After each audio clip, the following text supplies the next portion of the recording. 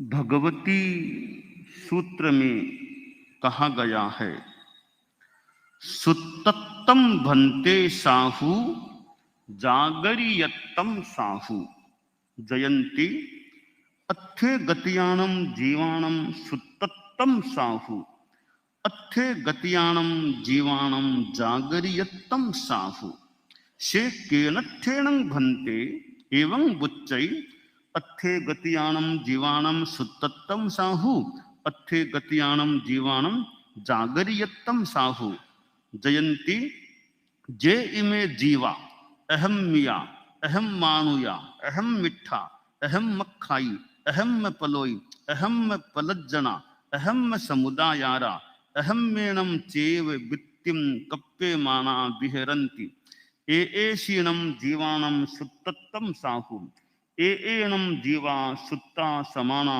No बहुनम पाणानम भूयानम जीवाणम सत्तानम दुखनयाय सोयनयाय जूरनयाय तिप्पणयाय पिट्टनयाय पर्यावणयाय वट्टन्ति annum जीवा सुत्ता समाना अपानं वा परं वा तदुभयं वा नो बहुहिम अहम मियाहिम संजोयनाहिम संजोयितारो भवन्ति एषीणम जीवाणम सुतत्तम साहू जयंती जे इमे जीवा धम्मिया धम्माणुया धम्मिठा धम्मखाई धम्म पलोई धम्म पलज्जना धम्म समुदायारा धम्मेणम चेव वित्तिम कप्पे माना विहरन्ति एषीणम जीवाणम जागरियत्तम साहू एनम जीवा जागरा समाना बहुनम पाणानम भूयानम जीवाणम सत्तानम दुखनयाय सोयनयाय जुरनयाय तिप्पणयाय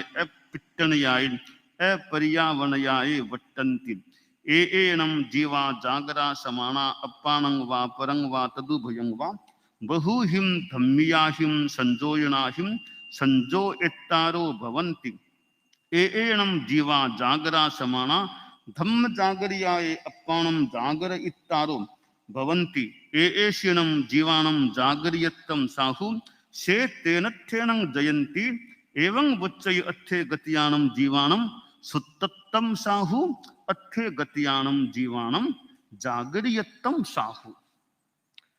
श्रवणोपासिका जयंती भगवान महावीर के सानिध्य में उपस्थित है और अनेक प्रश्न जयंती ने प्रस्तुत किए हैं और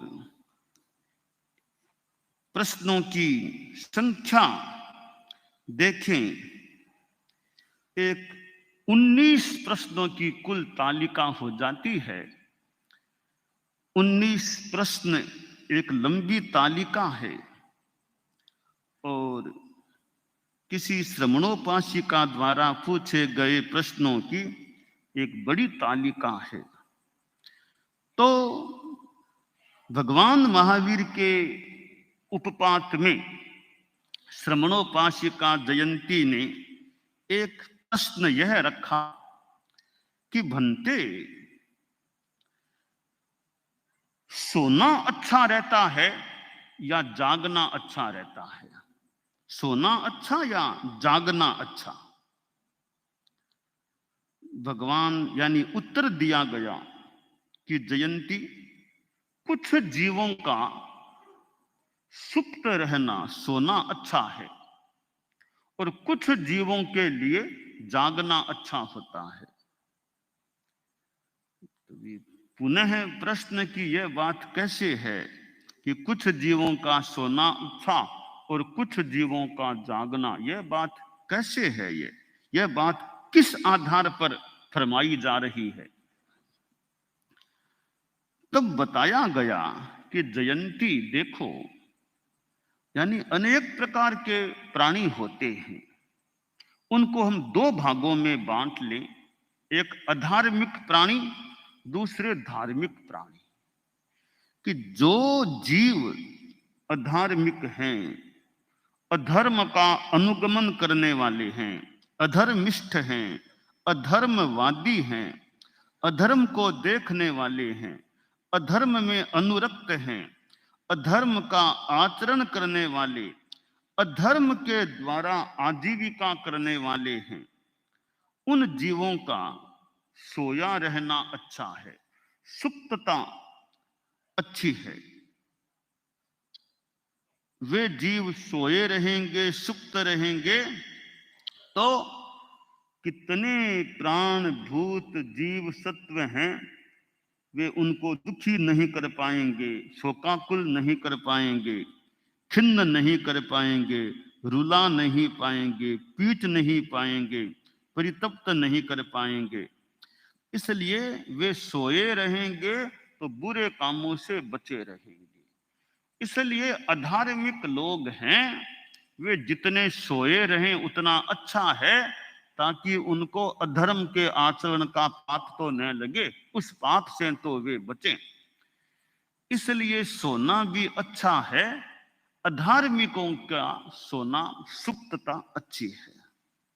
और जो जीव धार्मिक हैं, धर्म का आचरण करने वाले हैं, धर्म का आख्यान करने वाले हैं, धर्म से रंजित हैं और धर्म के द्वारा आजीविका चलाने वाले हैं, ऐसे जीवों का जागृत रहना अच्छा है, ताकि वे कितने प्राण भूत जीव सत्वों को दुखी नहीं बनाने वाले, शोकाकुल नहीं करने वाले, यानी उनके द्वारा जो अच्छे काम करने वाले हैं, किसी को तकलीफ नहीं देने वाले हैं, और वे जागृत रहेंगे तो खुद भी धर्म की साधना कर सकेंगे, दूसरों को भी धर्म के पथ पर चला सकेंगे। इसलिए धार्मिक जीवों का जागृत रहना अच्छा होता है। तो एक प्रश्न जो जयंती श्रमणोपासिका ने रखा कि सुप्तत्व साधु अच्छा है या जागरिकत्व साधु अच्छा है, और उत्तर भी जो एक मानो अनेकांत के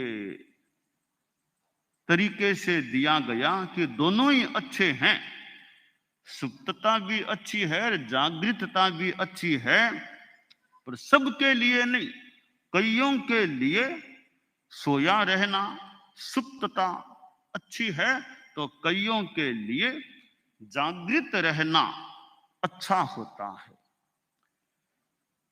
जागरह नरा नित्यम जागर मानस बढ़ते बुद्धि, जो सुवई नसो धन्नो जो जगई सो सया धन्नो। तो यह जागते रहो। अब जागना सोना दोनों संदर्भों में है, एक तो शरीर से यों सोना और यों जागना, एक भीतर से जागृत रहना या भीतर से मूर्छा में सुप्त रहना। यहां जो यह सोना और जागना बताया गया है, यह बाहर के रूप में सोना जागना प्रतीत हो रहा है। यो लेटकर जो सोए, हम जो सोते हैं, नींद लेते हैं, वो सोना, जागते रहते हैं बिना नींद में, वो जागना मान ले। तो वो जो सोना और जागना है, वो कई जीवों के लिए सोना ठीक है। कि जो लोग गलत काम करने वाले, पापाचार करने वाले, दूसरों को कष्ट में डालने वाले, दूसरों को दुखी बनाने वाले, हिंसा, हत्या, लूट पाट, डकैती ऐसा कार्य करने वाले और फालतू शब्दों से, वाणी से भी दूसरों को परेशान करने का प्रयास करने वाले, ऐसे जो अधार्मिक जीव हैं, वे तो जितने सोए रहें उतना ठीक है, ताकि दूसरों को परेशानी न हो। और ऐसे लोग जागते रहते हैं तो वे उत्पात मचाएंगे, दूसरों को परेशान करेंगे, खुद भी पाप का बंधन करेंगे। तो ऐसे जीवों का जागते रहना अहितकर हो सकता है। तो पापियों के लिए सोना अच्छा है, धर्मियों के लिए जागना अच्छा। धार्मिक लोग हैं जो धर्म की बात बताने वाले, धर्म का आख्यान करने वाले, दूसरों को दुख नहीं देने वाले, अपितु दूसरों को चित्त समाधि पहुंचाने वाले हैं, दूसरों का कल्याण का काम करने वाले हैं, खुद भी धर्म की साधना करते हैं और दूसरों को भी धर्म की साधना के लिए प्रेरित करने वाले, धर्म की साधना कराने वाले हैं, भला काम, कल्याणकारी कार्य करने वाले हैं। ऐसे जीवों का जागना भी अच्छा होता है। तो संस्कृत में जो कहा गया है कि आलस्यम ही मनुष्याणाम शरीरस्थो महारिपुः, कि आलस्य तो मनुष्यों के शरीर में रहने वाला एक महान शत्रु है। अब जो अच्छा कार्य करने वाले हैं, विकास जिनको करना है, अच्छा विकास, उनके लिए तो आलस्य काम का नहीं है, क्योंकि विकास में बाधा है। परंतु आलस्य उनके लिए ठीक है जो पापाचार करने वाले हैं। वो आलस में पड़े रहेंगे तो इतना तो ठीक ही है ना कि बुरे काम नहीं होंगे, बुरे कार्य नहीं होंगे। तो श्राविका श्रमणोपासिका जयंती ने भगवान महावीर के सानिध्य में जो 19 प्रश्न जैसा बताया गया है रखे हैं, सारे प्रश्नों की चर्चा तो न भी की जाए, कोई कोई प्रश्न बताया जा रहा है, उत्तर भी बताया जा रहा है। जैसे कल आया था कि जीव भारी कैसे बनता है, हल्का कैसे, इस प्रकार के और भी कई प्रश्न हैं। तो 18 पापों के सेवन और 18 पापों के विरमण से संबंधित ऐसे कई प्रश्न हैं। और भगवती सूत्र में यह दो प्रश्न रखा गया है कि सुप्तत्व अच्छा है या जागरिकत्व अच्छा है, सोना अच्छा है या जागना अच्छा है। इस प्रश्न के उत्तर में जो बताया गया है, उस बात से हम यह एक चिंतन की सामग्री प्राप्त कर सकते हैं कि भी आदमी के जीवन में धर्म कितना है और पाप कितना है। 3 प्रकार के यो मनुष्य हो सकते हैं। पहले प्रकार के मनुष्य बहुत धार्मिक, बहुत दूसरों का कल्याण करने वाले, दूसरों को कल्याण के पथ पर ले जाने वाले उत्तम श्रेणी के लोग, तो खुद भी साधना करने वाले हैं और दूसरों को भी साधना के पथ पर आगे बढ़ाने का प्रयास करने वाले हैं, दुखियों का दुख दूर करने वाले हैं, दीनहीन दुखी जो लोग हैं उनको भी शांति चित्त समाधि पहुंचाने वाले हैं, करुणा के मानव सिंधु हैं, करुणा का आचरण करने वाले हैं, अनुकंपाशील हैं, तो स्वयं संयमी, दूसरों का भी कल्याण का प्रयास करने वाले हैं। ये उत्तम श्रेणी के मनुष्य होते हैं।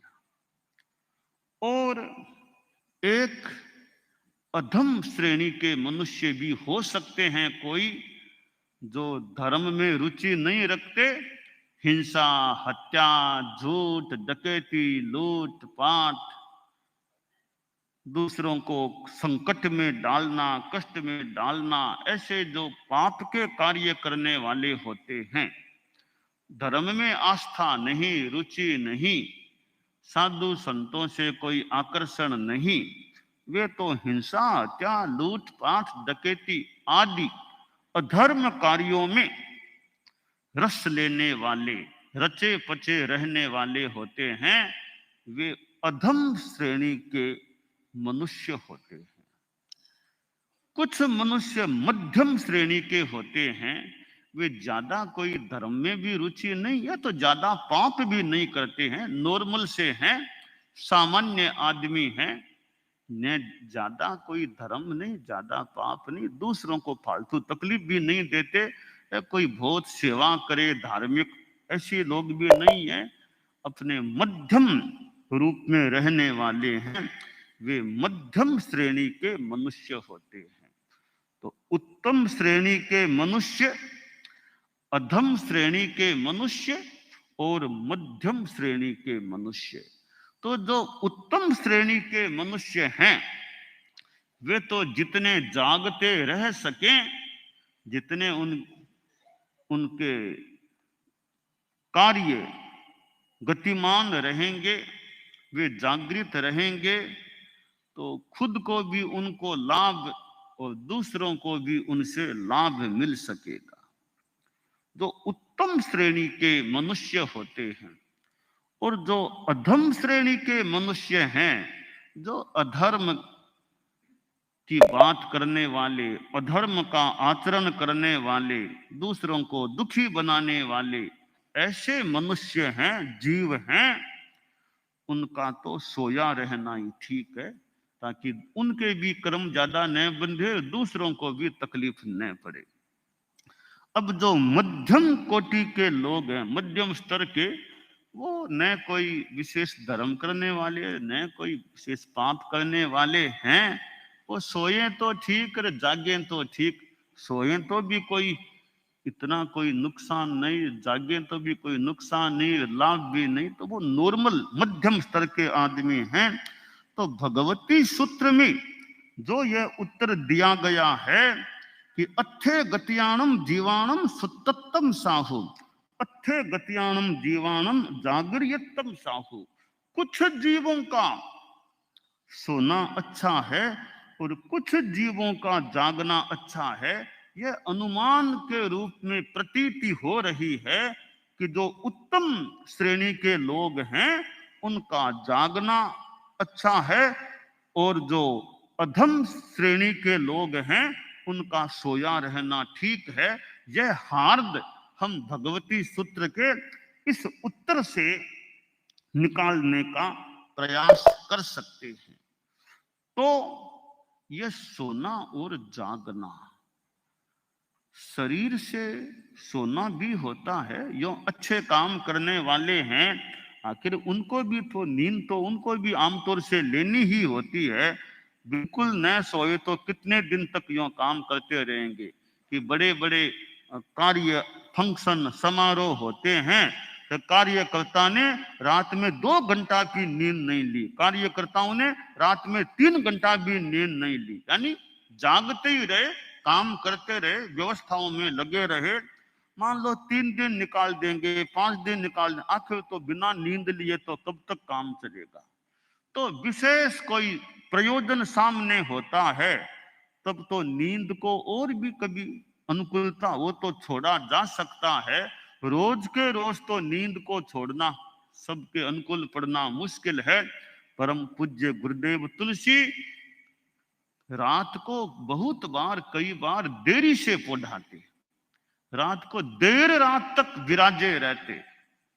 तो जो भगवती में आया कि कई जीवों का जागना अच्छा है, तो गुरुदेव तुलसी तो रात को देर तक कई बार विराजे रहते और सवेरे मेरे देखने में प्राय प्राय संभवतः 4 बजे विराज जाते।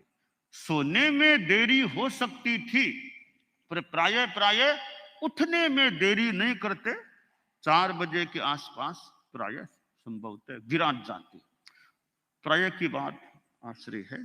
तो यानी कुछ घंटों की उनकी नींद और परिश्रम भी, दिन में भी उनके काम भी चलते, रात में भी अपना काम करते रहते, बात भी कर लेते, किसी से बात करनी बात भी कर लेते। तो यह यानी उत्तम स्तर के लोगों का जितना जाग सके उनका जागना भी अच्छा है। और अपने शरीर को देखना होता है भी कितना मेरे अनुकूल है सोना और जागना। ऐसे हम सामान्यतया चिंतन करें कि भाई सोना और जागना, इसमें अपना स्वास्थ्य का विवेक रखना चाहिए। द्रव्य क्षेत्र काल भाव को तो देख लेना चाहिए ताकि सोना और जागना अपनी दिनचर्या अच्छी रहे तो ठीक रहे कि सोना कितने बजे और जागना कितने बजे। तो दिनचर्या में अगर सुबह का समय जागने का रहे, जल्दी जाग जाए, निद्रा मोक्ष हो जाए, 4-5 बजे जाग जाए। जैसे आप लोग गृहस्थ हैं, आपकी बात करें तो अगर दिनचर्या द्रव्य क्षेत्र काल भाव के अनुसार ठीक बैठ जाए तो सवेरे सूर्योदय से पहले पहले निद्रा त्याग हो जाए। सूर्योदय से पहले पहले होना तो और भी पहले 4-5 बजे आदमी जाग जाए, यानी निद्रा मुक्ति हो जाए, तो सुबह का समय है, वो समय बहुत बढ़िया है। उस समय सामायिक करें, उस समय धर्म का चिंतन करें, स्वाध्याय करें, बहुत बढ़िया समय है। सुबह का ये 4-5-6 बजे ये समय है, इस समय का लाभ उठाना चाहिए। कि अपनी दिनचर्या वैसे सोने में ज्यादा देरी मत करो। सोने में ज्यादा देरी नहीं करेंगे तो सुबह जल्दी उठना संभव है। अब सोने में बहुत देरी कर देंगे तो फिर सुबह निद्रा त्याग होना थोड़ा कठिन होता है। इसलिए अपनी अनुकूलता हो कार्य की, परिस्थिति की, तो ज्यादा सोने में देरी न करें। जो कहते हैं early to bed early to rise, तो वो अर्ली टू बेड कि रात को ज्यादा देरी न करें, जरूरी काम न हो तो ज्यादा देरी न करें। कि मैंने सुना परम पूज्य कालूगणी थे, मैंने संभवतः आचार्य श्री महाप्रज्ञ जी से सुना था कि कालूगणी रात को प्राय सोने में देरी नहीं करते, कि रात आती तो कालूगणी फिर पड़ा जाते। ऐसा मैंने आचार्य श्री से सुना था। तो एक दृष्टि से देखे भी सुबह जल्दी उठना हो जाए तो रात को भले जल्दी सो जाओ, सवेरे वो सुबह का समय हमारे हाथ में रहे। 4-5-6 बजे का वो रात का अंतिम प्रहर का समय है, तो बहुत बढ़िया समय प्रतीत हो रहा है। अमृत बेला कह दो, ब्रह्म बेला कह दो, जो भी नाम दे दो, समय बहुत बढ़िया है। उस समय को जहां तक हो सके खोना नहीं चाहिए। तो आप लोग अगर सवेरे वो 4-5-6 बजे सामायिक कर ले, इसका मतलब अमृत वेला में या ब्रह्म वेला में, अच्छी वेला में सुबह सुबह की सामायिक हो जाए, बहुत अमृत है। सुबह की वो सामायिक तो मानो अमृत का पान है, अमृत है। तो उसका आपको जितना संभव हो सके ज्यादा देरी न हो उठने में। बाकी तो अपनी अपनी परिस्थितियां है। किसी आदमी को रात में बहुत काम करना पड़े, अब जैसे डॉक्टर है, अब डॉक्टर तो रात को ऑपरेशन करते हैं, कभी 11 बजे, 12 बजे, 1 बजे, 2 बजे तक तो उनके सर्जरी के काम चलते हैं। उनको तो मान ले अगर उनकी वही व्यवस्था है तो उनको तो फिर एकदम जल्दी कैसे उठ पाएंगे। बाकी अपनी दिनचर्या ऐसी सेट हो सके तो भी रात को 10 बजे तक अगर लेटना हो जाता है, नींद आ जाए, तो फिर सुबह 4-5 बजे आदमी उठ जाए तो सुबह वाला समय उसका उपयोग हो सकता है। तो बाकी तो आजकल लोगों के व्यवसाय, ऑफिस, काम ऐसे कि उनको देरी से सोना पड़ सकता है, तो फिर ठीक है, जितना जल्दी उठ सके, 6 बजे, 7 बजे एक टाइम अपना बना ले, तब जागना, निद्रा त्याग हो जाए, फिर जो धर्म ध्यान सामायिक करना उसको सेट करने का प्रयास करें। तो यह सोना और जागना यह हमारा व्यवस्थित प्राय प्राय निश्चित रहे कि सामान्यतया हमारा सोने का समय और जागने का समय तय रहे। बाद में कोई विशेष काम आ गया तो उसमें आगे पीछे भी करने में कोई दिक्कत की बात नहीं है। तो हमारे साधु साधियां भी हैं, तो सुबह का समय अगर जब स्वाध्याय ध्यान जो भी करना वो लगा ले। अब सवेरे लेट उठेंगे तो गुरु वंदना का शब्द वो होगा, तब जाके कोई बाद में उठेंगे, तब शब्द हुआ, फिर धीरे धीरे उठते उठते तो ठीक है, बच्चे और हैं, मान लो देरी, तो आखिर दिनचर्या ऐसी बने सुबह आधा घंटा घंटा अच्छा स्वाध्याय हो जाए, अपना अच्छा धार्मिक काम हो जाए, वो एक अच्छी बात है। तो कई चारित्रात्माएं तो जल्दी जागने वाले, जल्दी जाके अपना स्वाध्याय जप आदि करने वाले भी उपलब्ध हो सकते हैं। और परम पूज्य आचार्य श्री तुलसी का मोटा मोटी प्राय 4 बजे जागने का, आचार्य श्री महाप्रज्ञ जी भी संभवतः प्राय, मैं भूल न कहूं तो 4 बजे के आसपास यो विराज जाते थे। हालांकि बाद में फिर वो थोड़ी देर कायोत्सर्ग आदि लेट करके कर लेते, 4 बजे के आसपास विराज जाते थे। तो ये जो दिनचर्या के कुछ पॉइंट्स हैं वो हमारी जीवन शैली से जुड़े हुए हैं कि आदमी का लाइफ स्टाइल अच्छी रहे, टाइम मैनेजमेंट अच्छा रहे, समय पर काम हो, समय पर जागना, समय पर खाना खा लेना, समय पर काम करना, अपना टाइम टू टाइम ये प्रयास हो। बाकी मौके पर तो परिवर्तन भी आज विशेष काम है, आज यात्रा में जाना, तो वो टाइम को इधर उधर भी समय सारणी की जा सकती है। तो सामान्यतया एक जगह रहना है तो आदमी की समय सारिणी दिनचर्या वो अच्छी रहती है, तो कार्य भी व्यवस्थित हो सकता है, अच्छी विधा वो मानी जा सकती है, और धार्मिक प्रवृत्तियां भी सुबह सुबह हो जाए तो वो भी अच्छी बात होती है। तो जयंती श्रमणोपासिका ने भगवान महावीर के सानिध्य में जो प्रश्न रखा कि सोना अच्छा या जागना अच्छा, और जो उत्तर दिया गया कि कईयों का सोना अच्छा है, कईयों का जागना अच्छा है, यह एक सुंदर हमारे ज्ञान की बात है हमारे लिए। हम जीवन में धार्मिकता का आचरण करें तो हमारे लिए तो हमारा जागना श्रेयस्कर हो सकेगा। दानान शठम अभयपयाणम सच्चे सुया अणवज्रं वयंती तवेशु या उत्तम बंभचेरम लोगुत्तमे समणेणाय पुत्र